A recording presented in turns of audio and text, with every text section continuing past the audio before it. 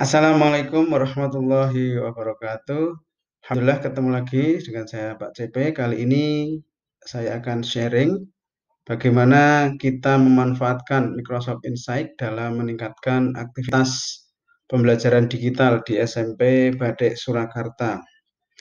Insight itu pada dasarnya adalah satu aplikasi yang ada dalam Microsoft Office 365 yang digunakan untuk mengetahui semua aktivitas-aktivitas siswa yang ada di dalam Microsoft Teams, di dalam kelas-kelas mereka.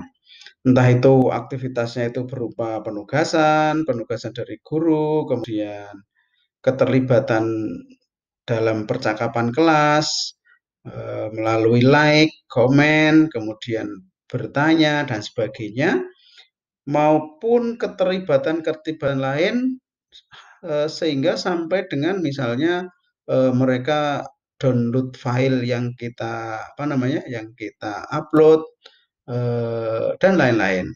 Sehingga ini sangat berguna sekali ketika nanti kita bisa memanfaatkan Insight ini, kita gunakan nanti untuk meningkatkan kualitas dari proses pembelajaran dari siswa melalui ekosistem digital dengan menggunakan Office 365. Sebagaimana kita ketahui bahwa dalam PJJ, pembelajaran jarak jauh itu kita kenal namanya dua hal, yakni pembelajaran yang sifatnya uh, pembelajaran sinkron, dan kemudian pembelajaran asinkron. Apa itu? Kurang lebih kalau pembelajaran yang sinkron itu adalah pembelajaran online yang terjadi secara real time, real time. Jadi saat ini kita ngajar, maka saat itu pula anak atau siswa itu mendengarkan apa yang kita sampaikan. Begitu. Dalam webinar misalnya, atau kalau di kita dalam pembinaan tiap jam 7 misalnya, itu adalah pembelajaran yang sifatnya sinkron. Nah, yang asinkron itu adalah pembelajaran PJJ tapi tidak real time. Misalnya anak berkomentar, kemudian memberikan ulasan, kemudian mengupload tugas dan sebagainya, itu adalah pembelajaran yang sifatnya itu asinkron. Kenapa kita perlu memanfaatkan Insight ini? Ada beberapa hal yang perlu kita pahami bersama, yakni yang pertama adalah bahwa kita bisa mengidentifikasi apa yang selama ini sudah kita lakukan, yang kita lakukan dengan baik, kemudian kita juga bisa mengidentifikasi kekurangan-kekurangannya. Kemudian untuk mengetahui misalkan seberapa banyak kehadiran siswa, itu juga sangat mudah, bisa kita lalui di KBM daring tanpa perlu absen satu-satu. Kalau di absen satu-satu, dipanggil satu-satu, maka itu akan mengurangi waktu yang eh, yang harusnya tidak kita lakukan. Kemudian kita juga bisa melihat semua data-data kuantitatif dari aktivitas-aktivitas anak, ya. Demikian juga kita bisa akhirnya ketika kita mengetahui, kita bisa mendorong anak dengan satu rangsangan-rangsangan tertentu sehingga anak-anak itu nanti bisa lebih aktif. Misalnya bagi yang tidak komen, yang datang terlambat atau yang datangnya kurang dari sekian-sekian menit misalnya, maka dianggap tidak hadir. Oleh karena itu, silakan untuk bisa aktif dan komen serta membuat istilahnya eh, ya komentar-komentar atau bahkan sharing dengan teman-teman yang ada, kira-kira seperti itu. Jadi ini bisa mendorong kita untuk meningkatkan kualitas dari proses pembelajaran secara digital. Nah, bagaimana kita memanfaatkan itu? Maka mari kita praktekkan secara langsung, yaitu kita membuka kelas kelas tim kita, ya. Misalnya kita di sini mempunyai kelas misalnya kita mempunyai kelas,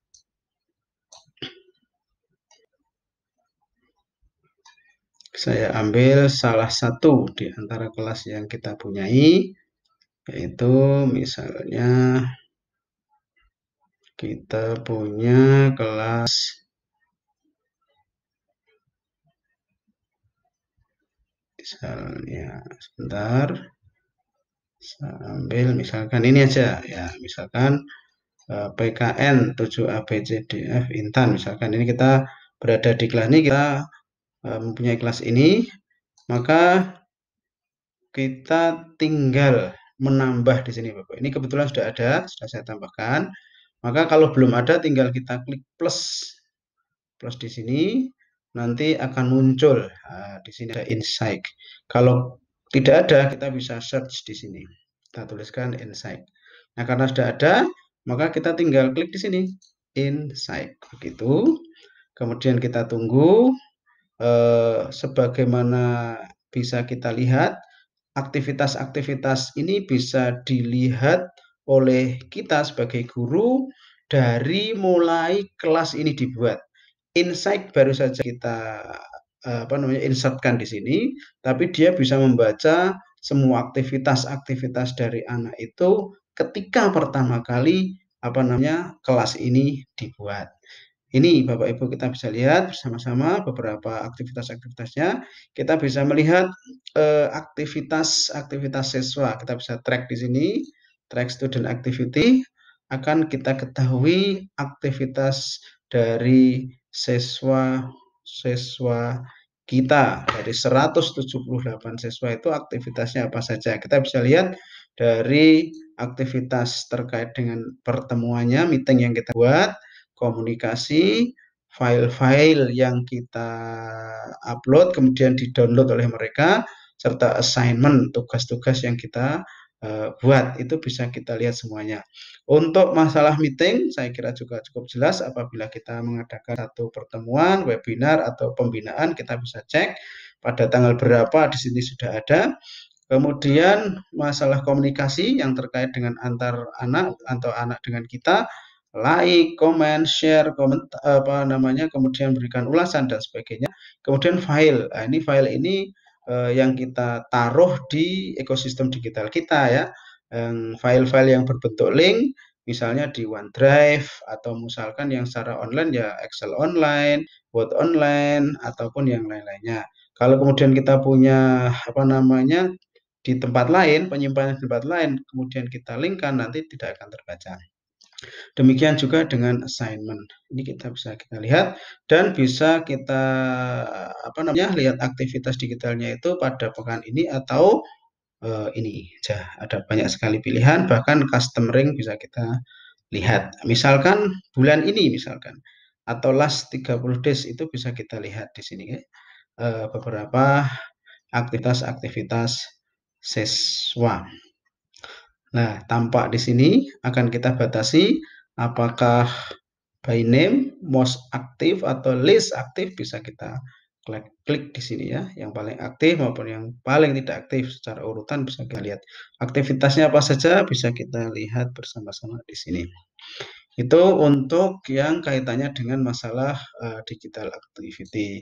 Kemudian kita bisa melihat pula di sini assignment for March, misalnya pada bulan Maret ini assignment apa saja, kita lihat assignment statusnya.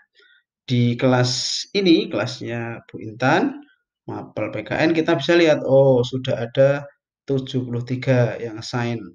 Yang hanya melihat saja ada 36, yang sudah mengumpulkan ada 68, yang on time sekian 68, yang terlambat sekian, dan yang multiple itu sekian. Itu bisa kita cek dan kita lihat satu persatu. Sekian. Apa manfaatnya? Sekali lagi kita bisa manfaatkan ini semua untuk meningkatkan proses pembelajaran digital kita. Ibu sekalian, kalau ada anak-anak yang kurang, kita bisa lakukan ini loh laporannya. Bahkan ini bisa kita reportkan, kita laporkan kepada siapa saja, kepada wali kelas, kepada guru BK, bahkan kepada kepala sekolah bisa kita sampaikan hal ini, dan bahkan juga nanti bisa kita sampaikan ini kepada orang tua. Demikian untuk memanfaatkan insight dalam pembelajaran di kelas. Selain itu, Bapak Ibu, kita juga bisa memanfaatkan insight atau melihat aktivitas kelas kita itu dengan melihat seluruh kelas. Misalnya kita tidak hanya mengajar di kelas 7 A, B, C, D, F, tapi ada di kelas 8, kelas 9, dan semua kelas-kelas yang kita ikuti, kita bisa melihat melalui insight ini, tapi dengan apa namanya ya, mengaktifkan yang di sini ya, aplikasi insight yang ada di bagian kiri ini. Kita klik insight, maka nanti semua apa namanya aktivitas kelas yang kita punya itu kita bisa melihat eh, siapa siswa yang tidak aktif, berapa jumlah siswa kita, kemudian siapa yang aktif, yang sudah ngirim, kemudian yang apa namanya absen pada meeting dan sebagainya. Bahkan kalau sebagai admin kita bisa melihat aktivitas seluruh sekolah kita, sehingga kita sekali lagi nyuwun kepada Bapak Ibu untuk bisa memanfaatkan insight ini sebaik-baiknya, termasuk juga bisa memanfaatkan Microsoft Teams yang kita punya ini dengan sebaik-baiknya. Semua aktivitas diharapkan berbasis Microsoft Teams, sehingga bisa kita lihat apa namanya progress reportnya yang itu menjadi tanggung jawab dan ya bisa menambah kepercayaan dari masyarakat. Mudah-mudahan demikian. Demikian bisa kita sampaikan. Terima kasih, tetap semangat. Assalamualaikum warahmatullahi wabarakatuh.